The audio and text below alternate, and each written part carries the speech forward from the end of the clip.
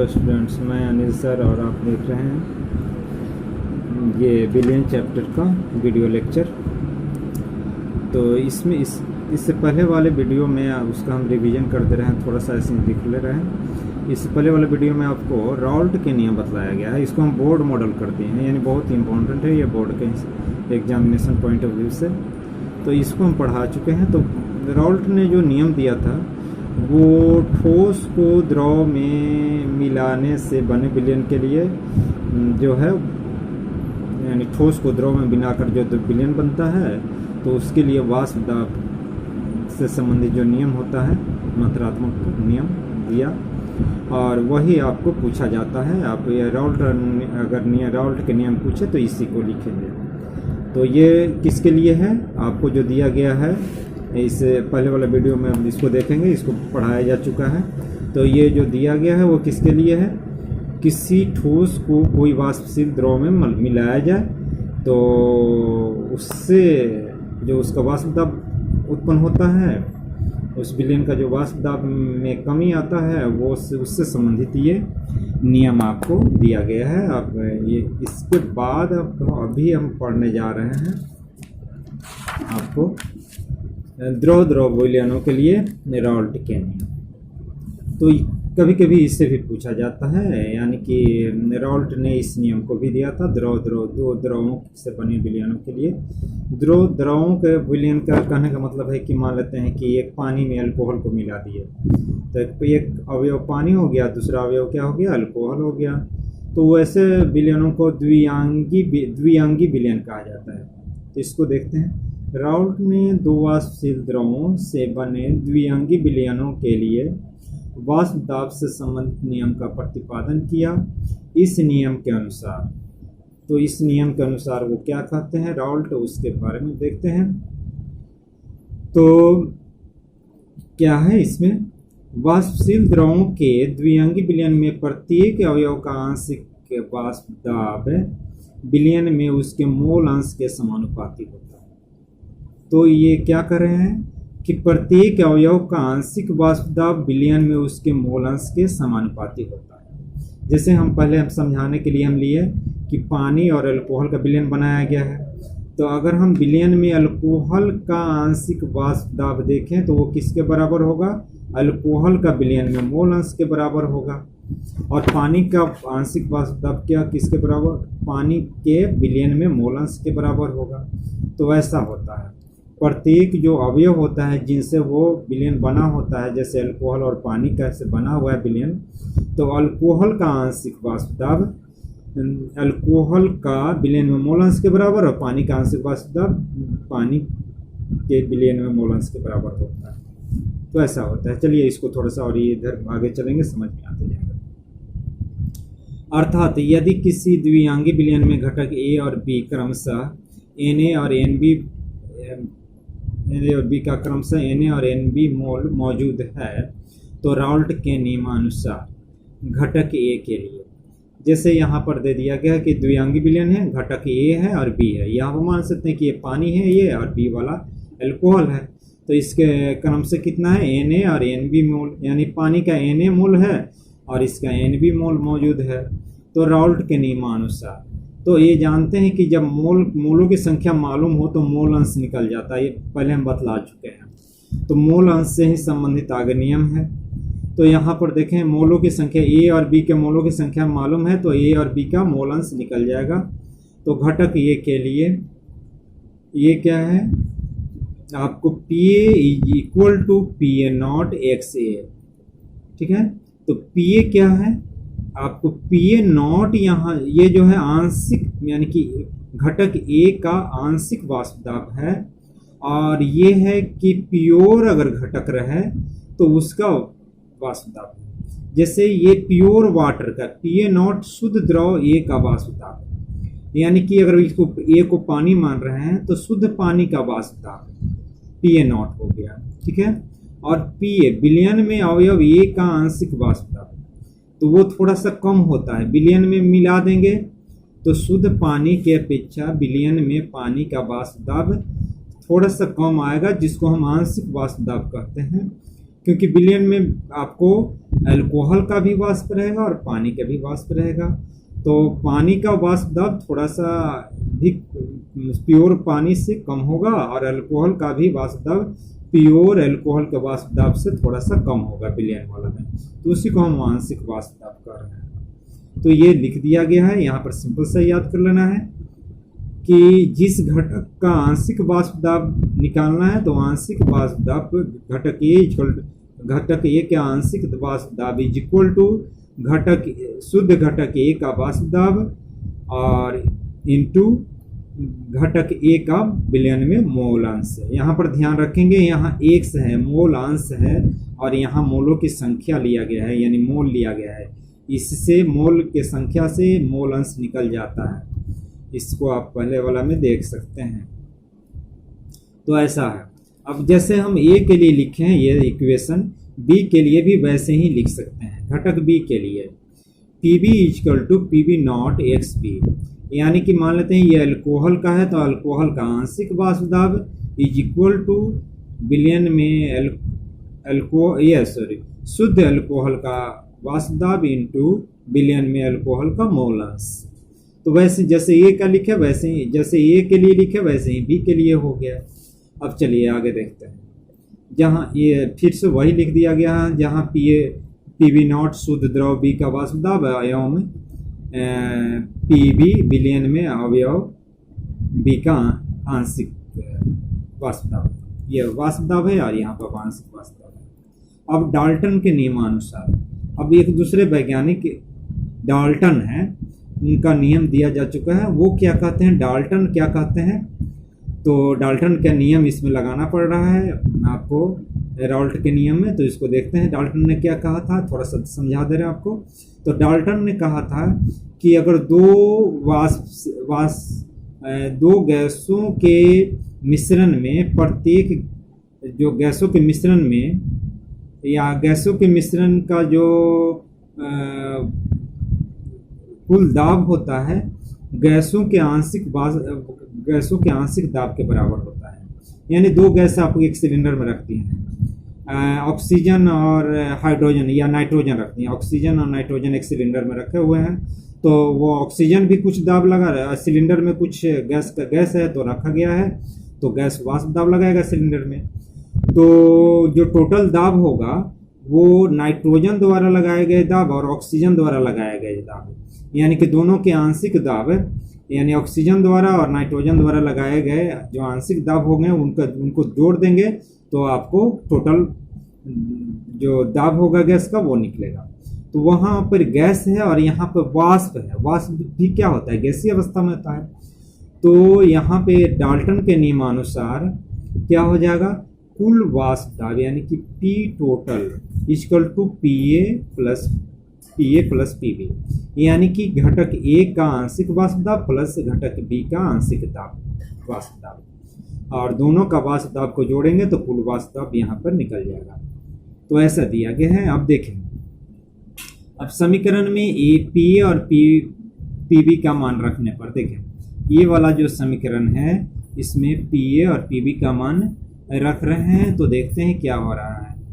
तो देखें यहाँ PA इक्वल टू क्या था, ये वाला था PA, आपको PA equal to PA not x है, ठीक है, और PB equal to PB not x B था। तो वह PA और PB की जगह पे ये दोनों का मान हम रख दिए हैं, कोई दिक्कत नहीं है। तो अब यहाँ पर रख करके देख रहे हैं, ये आपको इतना आ जा रहा है, इसका मान ऊपर से रखने पर आपको इतना आ रहा है। अब इसमें से क्या कर रहे हैं कि एक्स ए इक्वल टू होता है 1 माइनस एक्स बी। ये आपको पहले भी बतलाया जा चुका है कि अगर दो घटक से बना हुआ विलयन हो तो दोनों घटक के मोल अंशों का योग होता है 1 होता है। तो यहाँ पर देख सकते हैं क्या, चूंकि x A plus x B equal to क्या होता है 1 होता है, ठीक है, ऐसे होता है ये। तो अगर ये क्या होगा, एक्स ए के जगह पर लिखना होगा तब क्या, एक्स इक्वल टू क्या हो जाएगा वन माइनस हो जाएगा, एक्स भी क्या हो जाएगा, माइनस में चला जाएगा, तो वहीं से लिया गया है। तो यहाँ पे क्या हो जाएगा, एक्स एक जगह पर लिख दिए हैं, वन माइनस एक्स भी लिख दिए हैं। अब इसके बाद देखते हैं ये वाला, और ये पी ए नॉट यहाँ पर डाल दिए हैं और फिर इसको यहाँ पर डाल दिए हैं। अब देखें इसमें क्या कर रहे हैं, ये यहाँ पे अब इससे मल्टीप्लाई कर रहे हैं, तो यहाँ पर पी ए नॉट आ जा रहा है, यहाँ पर पी ए नॉट है और एक्स भी आ जा रहा है, यहाँ पे पी बी नॉट एक्स भी आ रहा है, प्लस में आ रहा है। अब इसको ऐसे ही छोड़ दिए, इसको हम इधर कर दे रहे हैं, इसको इधर कर रहे हैं, तो ये माइनस में आ जाएगा। तो आपको क्या है, पी वी नॉट या P A not plus P V not x B minus P A not x B आ रहा है। अब इसमें से एक्स बी को हम कॉमन ले लेते हैं, एक्स बी को हम कॉमन ले लेते हैं, तो आपको पी ए नॉट प्लस क्या हो रहा है, P V not plus minus P A not और इंटू एक्स बी, ये आ जा रहा है। तो यही आपका इक्वेशन आ गया। आपको द्रव विलयनों के लिए अगर कोई न्यूमेरिकल देता है तो पी टोटल इक्वल टू इससे भी चल सकते हैं, या पी का कुल दाब यानी कि विलयन के कुल वाष्प दाब निकालने के लिए कहे तो आप इससे भी चल सकते हैं, या पी टोटल यानी पी कुल इक्वल टू इतना भी आप लिख कर चल सकते हैं, दोनों से आपको निकल सकता है। अब चलते हैं आगे, देखते हैं जो हम अभी पढ़े उसी का ग्राफिकल, जो द्रव विलयनों के लिए का जो ग्राफीय निरूपण है। तो ये मान लेते हैं कि ये पी ए जो है ये शुद्ध ए यानी एक्स ए का मतलब है कि प्योर वाटर, अगर ये हम वाटर मान रहे हैं तो यहाँ पर प्योर वाटर है क्योंकि इसका मोल अंश 1 है, और यहाँ पे प्योर वाटर का यानी कि पी ए नॉट यानी कि प्योर शुद्ध अवयव का वाष्प दाब है, यानी कि प्योर वाटर अगर माने हुए तो प्योर वाटर के यहाँ वाष्प दाब है। और यहाँ पर ये क्या है, एक एक्स बी इक्वल टू 1 यानी कि प्योर अल्कोहल, अगर बी को अल्कोहल मान रहे हैं तो प्योर अल्कोहल है, तो इसका पानी के से इसका वाष्प दाब क्या, अल्कोहल का वाष्प दाब अधिक होगा क्योंकि अल्कोहल जल्दी उड़ता है, तो ये ज़्यादा वाष्प दाब बनाएगा। तो देख रहे हैं ये इसका लेवल ये आ रहा है वाष्प दाब का, और इसका लेवल यहाँ पर है गया हुआ है, तो थोड़ा सा अधिक है। शुद्ध है यहाँ अल्कोहल का वाष्प दाब। अब उसमें मिश्रित कर दे रहे हैं, पानी और अल्कोहल को मिश्रित करेंगे तो थोड़ा वो पानी रहेगा और थोड़ा सा अल्कोहल रहेगा। तो जैसे जैसे मान लेते हैं ये पानी है, अल्कोहल को मिलाते जाएंगे तो पानी का मोलांश घटते जाएगा और अल्कोहल का मोलांश उसमें बढ़ते जाएगा। तो ऐसे होगा।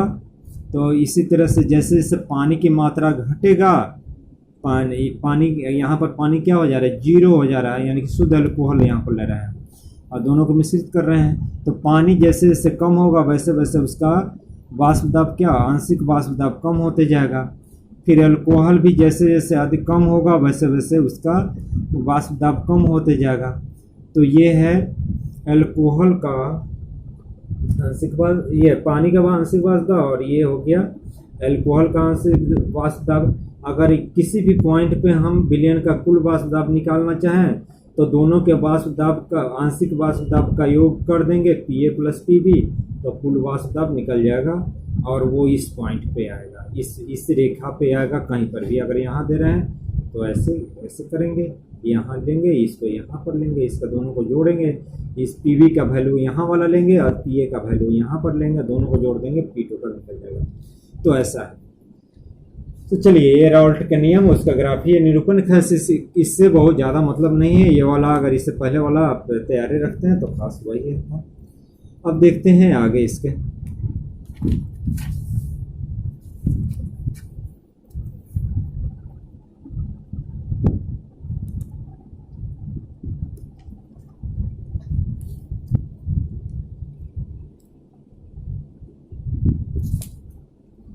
अब ये क्या है,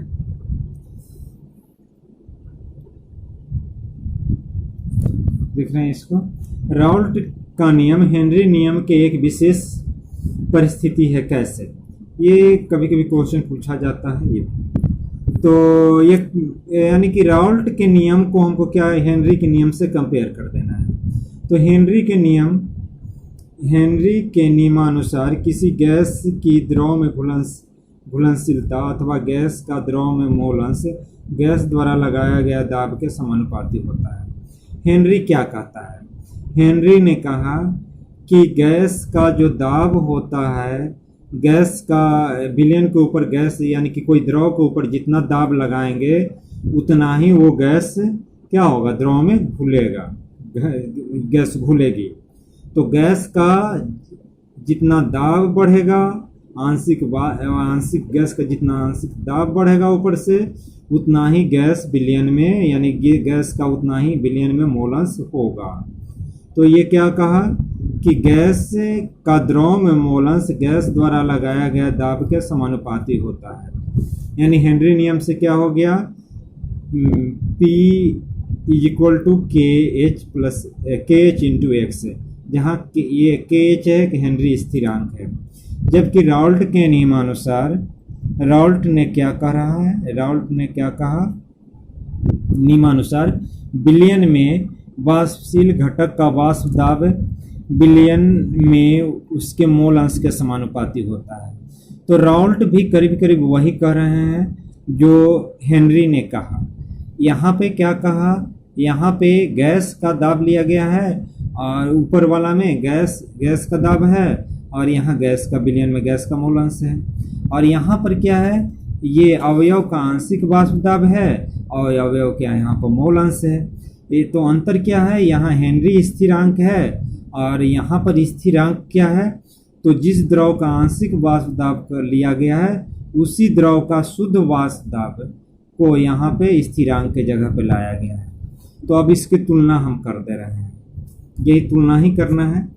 तो अगर हम हेनरी नियम की तुलना राल्ट के नियम से करें तो गैस के दाब की जगह राल्ट नियम में वाष्पशील घटक का वाष्प दाब लिया गया है। हमने बतलाया कि गैस के दाब के हेनरी नियम में जो गैस का दाब है वहाँ पे यहाँ पर क्या लिया गया है, राल्ट नियम में वाष्पशील घटक का वाष्प दाब लिया गया है। विलयन में गैस के मोल अंश की जगह राल्ट नियम में वाष्पशील द्रव का मोल अंश है।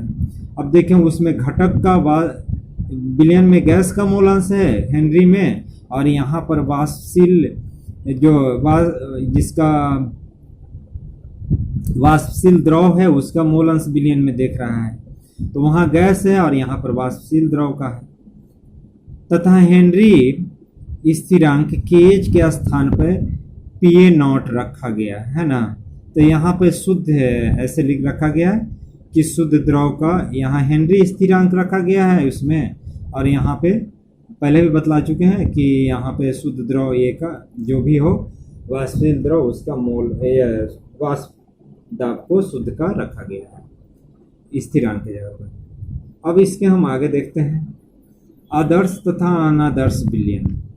तो आदर्श विलयन और अनादर्श विलयन इसके बाद पढ़ना है। आदर्श विलयन किसको कहते हैं, अनादर्श विलयन किसको कहते हैं, इसके बारे में पढ़ते हैं। तो ये क्या है देखते हैं।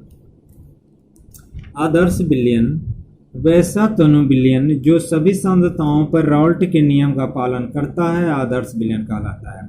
सिंपल सा इसका परिभाषा है, वैसा तनु विलयन जो सभी सांद्रताओं पर राल्ट के नियम को पालन करे उसको हम क्या कहेंगे, आदर्श विलयन कहेंगे, और पालन ना करे तो वो अनादर्श विलयन हो जाएगा। आगे अनादर्श विलयन का पढ़ना है। कुछ और भी बातें इसमें है उसको हम देख लेते हैं। आदर्श विलयन में विलायक यानी कि ये अगर विलायक जैसे पानी, अगर पानी में अल्कोहल मार रहे हैं तो पानी क्या है, विलायक है। तो विलायक यानी ये तथा विलेय यानी कि बी अणुओं के बीच का आकर्षण विलायक विलेय यानी कि विलायक यानी कि ये क्या माने हुए हैं, विलायक और विलेय यानी कि ये अल्कोहल माने हुए हैं, बी हुआ है ये पानी और ये अल्कोहल, यानी कह रहा है कि पानी और पानी पहले पानी था उस पानी में अल्कोहल मिला है, तो पानी के अणुओं के बीच का आकर्षण और अल्कोहल के अणुओं के बीच का आकर्षण के अगर बराबर हो पानी तथा अल्कोहल के अणुओं के बीच का आकर्षण तो आदर्श विलयन वो कहलाएगा और आदर्श विलयन के नियमों को वो पालन भी करेगा। यानी कि विलायक और विलेय के बीच के अणुओं का आकर्षण उतना ही होना चाहिए जितना कि विलायक और विलेय के मिलाने के बाद उन दोनों के बीच में आकर्षण बन रहा है, वही आकर्षण उसमें भी होना चाहिए। तो ऐसा आदर्श विलयन होता है। अब आगे चलते हैं, इसमें कुछ और भी है। तो इसके लिए क्या है, इसमें मिश्रण एंथैल्पी परिवर्तन तथा आयतन एंथैल्पी परिवर्तन शून्य होता है। तो क्या किया जाता है कि देखें, जब कभी कभी ऐसा भी होता है जिसको हम लोग फील नहीं कर पाते हैं कि दो द्रवों को जब मिलाया जाता है तो विलयन का टेम्परेचर थोड़ा सा बढ़ जाता है, ठीक है, किसी किसी केस में, सभी केस में नहीं, तो बढ़ जाता है तो या घट जाता है। दो द्रव को मिलाया और विलयन का टेम्परेचर घट गया, पहले से जो टेम्परेचर था वो घट गया, तो उसको चेंज इन एंथैल्पी कहते हैं, मिक्सिंग एंथैल्पी। यानी मिक्स करने पर एंथैल्पी में कमी आए या बढ़े, तो वैसा अनादर्श विलयन में होता है। आदर्श विलयन में कोई भी ऐसा चेंज, यानी एंथैल्पी में कोई भी, ना तो ऊष्मा का उत्सर्जन होता है ना अवशोषण होता है, यानी टेम्परेचर में कोई परिवर्तन नहीं होता है। फिर ये भी होता है कि मिक्सिंग वॉल्यूम में कोई परिवर्तन नहीं होता है। जैसे कभी कभी अनादर्श विलयन में क्या होता है कि दो विलयन को मिलाए तो जितना, मान लीजिए 1 लीटर वाटर मिलाया और 1 लीटर अल्कोहल मिलाया, अगर अनादर्श विलयन होगा तो 1 लीटर या तो 1 लीटर मिलाए तो 2 लीटर होना चाहिए, तो 2 लीटर से या तो थोड़ा सा बढ़ जाएगा या घट जाएगा, यानी वॉल्यूम में परिवर्तन होगा वहाँ पे अनादर्श विलयन में। लेकिन आदर्श विलयन में ऐसा कुछ नहीं होगा, अगर 1 और 1 लीटर मिलाए हैं तो 2 ही लीटर तैयार होगा। तो ये काफ़ी कम का अंतर पड़ता है, ऐसे चेंजिंग होता है वॉल्यूम में भी, कि अगर होता भी है तो अनादर्श विलयन में, जिसको हम लोग ऐसे साधारणतः फील नहीं कर पाते, मेजर नहीं कर पाते हैं, थोड़ा सा बारीकी से मेजर किया जाए तब पता चलता है वहाँ पे। तो ऐसा होता है अनादर्श विलयन में। सारे पॉइंट्स को आप लेके याद रखेंगे। अब आगे देखते हैं।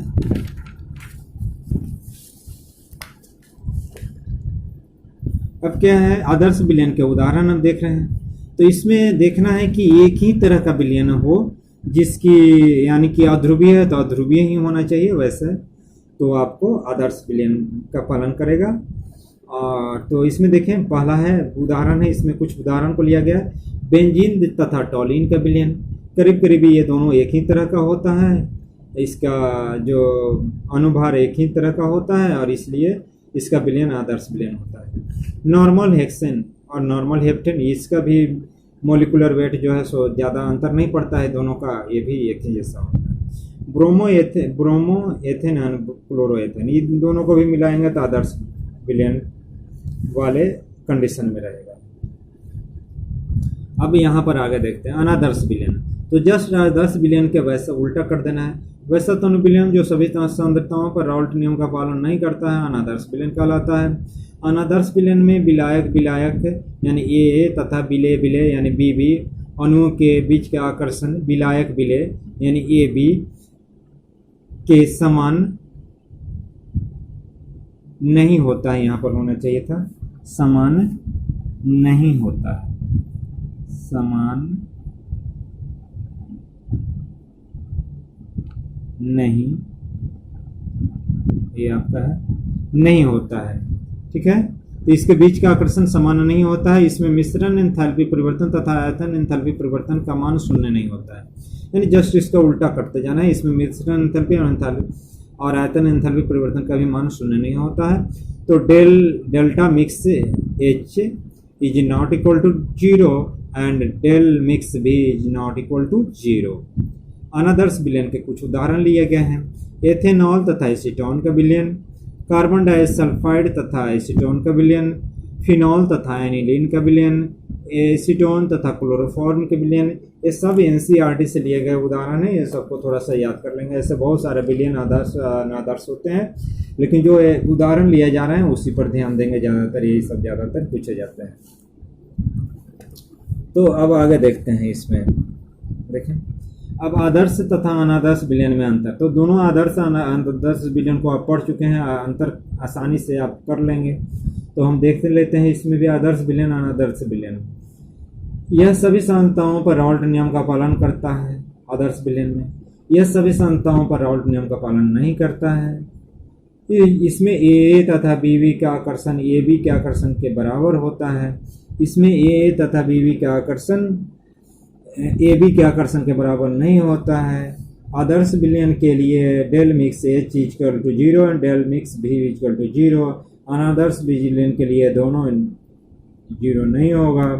इसका उदाहरण कुछ ऊपर से ही ले लिया गया, बेंजीन टॉलिन और नॉर्मल हेक्सेन नॉर्मल हेप्टेन, और इसमें हो एथेनॉल एसीटोन और फिनॉल एनिलीन। कुछ उदाहरण के साथ इसको याद कर लेंगे। आदर्श अनादर्श विलयन, ये सब भी आदर्श और अनादर्श विलयन में अंतर है। आदर्श विलयन अनादर्श विलयन भी कई बार पूछे जा चुके हैं, तो ये सारे चीज़ों को अब तैयार करते जाएंगे। विलयन चैप्टर बहुत ही इंपॉर्टेंट है, तो इसको पूरी तरह से तैयारी करें, ठीक है। और इसके बाद वाले वीडियो में और आगे पढ़ाया जाएगा, तो इसको ये इतना ही तक रहने देते हैं।